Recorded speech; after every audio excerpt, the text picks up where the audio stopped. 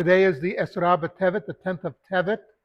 This is the anniversary of when the Babylonians laid siege to Yerushalayim. It was the beginning of the end of the Beit HaRishon, the first temple. And the problem is that the Jews did not see it coming, even though they should have. The Gemara, the Talmud points out, we didn't lose both temples because we're facing forces far greater than us. The Babylonians were the world preeminent power in their day. The Romans, of course, were the preeminent power in their day. The Gemara teaches that the real reason we lost these was, of course, we were not treating each other with respect.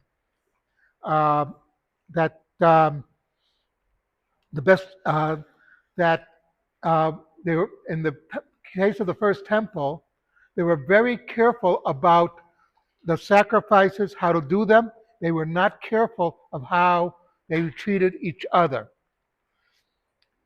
This goes to a story, very famous story, the Chafetz Chaim. In 1933, a number of his students were at his table, and they were discussing how bad the last war was, World War I, which on the Eastern Front was a disaster for the Jews.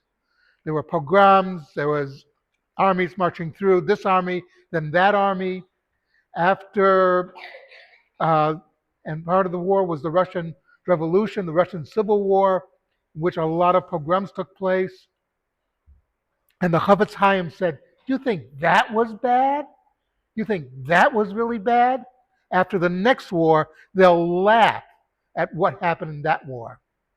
And of course, he was referring to World War II, and his students said, "How do you know this is going to happen?" And he said, "The Jews are mistreating each other. There are a lot of Jews very strict on halacha, but they're not strict on mitzvot bein adam lachavero, of laws between man and man."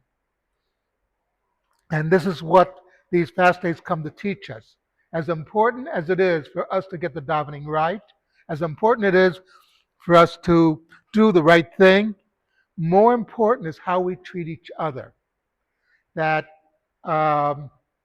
we have to bear in mind that who we're dealing with. Sort of like if you look in the story, it says that Yaakov loved Rachel more than he loved Leah. So he still loved Leah, but in Leah's mind, he didn't love her. It's all perception. You remember, when you deal with others, look at how they're perceiving it, and then maybe you can begin to handle it. Something to think about. We still have a minion?